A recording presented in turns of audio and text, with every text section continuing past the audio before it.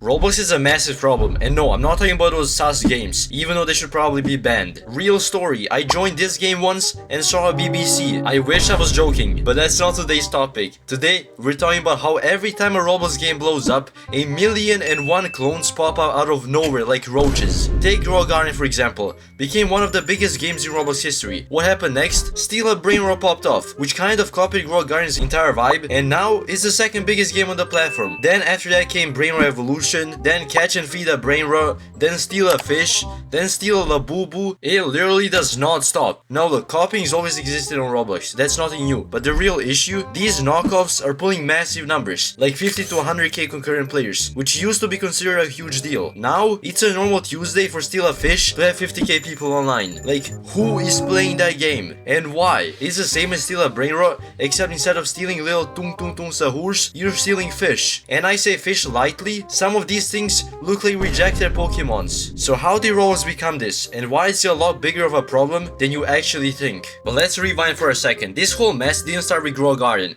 We need to go back to OG Blox Fruits. Well, at least OG until the new update comes. This game was basically Roblox's first taste of what a real mega hit looked like. We're talking hundreds of thousands of concurrent players, if not even millions. Trending worldwide, Penguin Z playing it, insane. So what happened? AOPG dropped, King Legacy showed up, Haze Piece entered the chat, Grand Piece online, and its million spin-offs. Like, I'm not even exaggerating. There were so many One Piece games on Roblox that you think Oda himself was personally funding them. And here's the thing, they all follow the same exact formula. Spawn on an island, get a Devil Fruit, grind levels, fight bosses, repeat until your soul leaves your body. But guess what? It worked. These games are pulling 30k, 40k, sometimes even 60 to 90k players at once. This is where Roblox learned its first terrible lesson. Why innovate when you can just copy? The copy to success meta was born, and it's been downhill ever since. But if Blox Fruits opened Pandora's box, Soul's RNG basically threw the lid into another dimension. This game took the simplest concept imaginable, clicking a button to roll for random stuff, and AFKing, and somehow turned into a legacy. You literally click and roll and click and roll, and somehow this became one of the most addictive experiences on the platform. Of course, the clones came flooding in like crazy.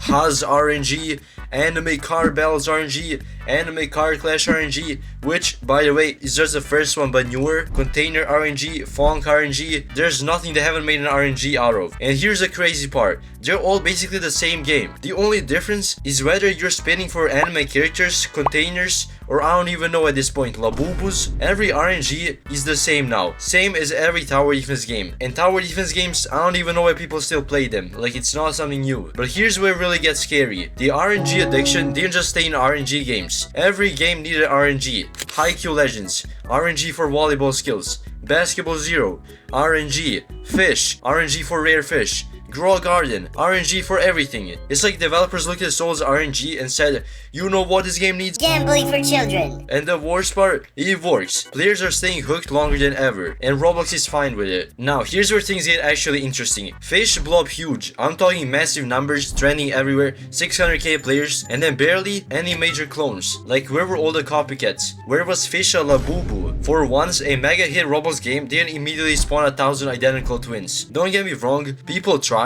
There were a few attempts here and there, but nothing really stuck. Maybe it was because Fish had this extra chill, almost zen-like vibe that's hard to replicate, or Fish was just a really good enough of a game for everyone. The only time Fish really got some copies was after he started falling off, like Beaks, which was basically what if fish but you shoot at birds instead of catching fish. Spoiler alert, it was terrible. It has like 200 players. All you did was point and click at flying pixels. It was a good concept, but it was not a good execution. And now we have Dig, which is completely overshadowing Fish. Instead of fishing for fish, you're digging for ores. Revolutionary stuff, truly. But hey, at least it's different enough that I can't call it a complete copy. It's a little progress. And then Grow Garden happened. This game didn't just blow up, it exploded. We're talking 21 million concurrent players. Let me repeat that, 21 million concurrent players. That's not a typo. That's more people than live in some countries, all playing the same game at the same time. The concept, you grow stuff in a garden, it's not really mind-blowing, but somehow this simple farming simulator became the biggest thing since Roblox itself. And then the floodgates opened. Grow a fish pond,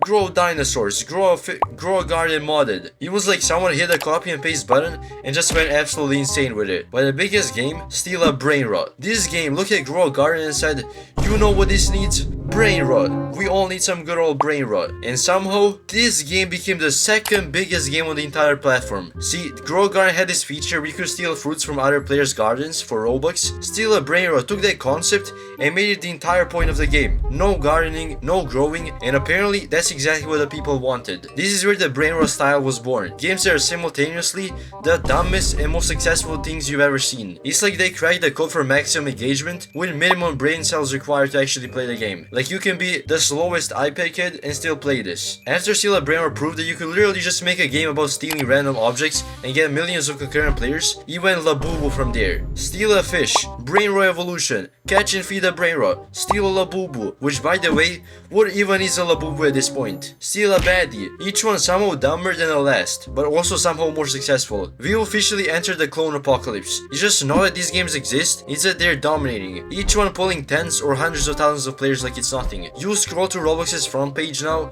and it's just steal this, steal that, feed this, catch that. It's like, who never gets tired of these games? And the craziest part, people can't get enough of this for some reason. These games are hitting numbers that would have been considered legendary just a few years ago. And now, it's just a random Tuesday. Here's what really gets me. These aren't just random clones getting made and forgotten about. These games are dominating the platform. 50k to 100k concurrent players used to be massive. Now, Steal a Fish hits 50k players on a random Wednesday, and nobody even blinks. That's just normal now. We've completely normalized this level of success for the lowest effort content imaginable. You know what this means? Original games get buried, some developer out there is creating something actually innovative, something genuinely fun, and it gets 200 players. While Steal a Fish, or whatever it's called, is trending with 80k players. The algorithm rewards engagement, and apparently nothing engages people quite like mindless clicking. It's honestly kind of depressing when you think about it. Like, I'm not even hating on these games, they're genuinely only fun for a day, but then who comes back to play daily, bro?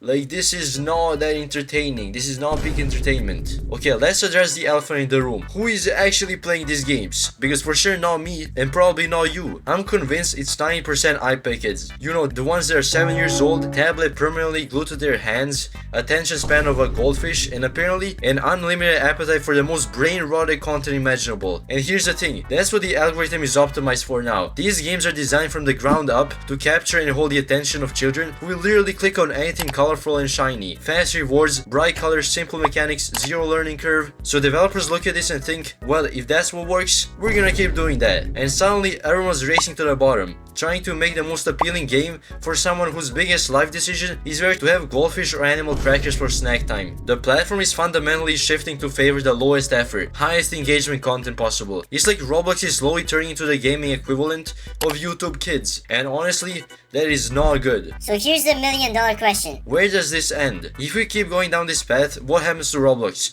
Do we just accept that our front page will forever be dominated by steal a random object games? Are we okay with that being the face of Roblox? Honestly, if this trend continues, Roblox will genuinely stagnate. Innovation dies when copying is more profitable than creating. We could end up with a platform where every game is just a slightly different flavor of the same mindless clicking experience. Look, I'm not even saying all these clone games are evil, or that people shouldn't be allowed to enjoy them. If clicking buttons to steal virtual fish brings you joy, hey man, more power to you, bro. I'm gonna be playing Rail Cs. But let's be real about what's happening here. We've created a system where creativity is optional and copying is the express lane to success. Every time one of these games hits massive numbers, it sends a signal to developers everywhere. This is what works. This is what people want. Because at the end of the day, we the players are the ones driving this. Every time we click on Steal Labubu, games like this become more popular and more of them come to the platform. I'm so tired of Steal Brainrot getting 6 million concurrent players for no reason. But that just might be me. Some of y'all might just play Steal Brainrot 24/7 and you just might enjoy Grow Garden way too much. But anyways, tell me what y'all think is gonna save Roblox. If you made it till the end, subscribe and like, and see y'all in the next one.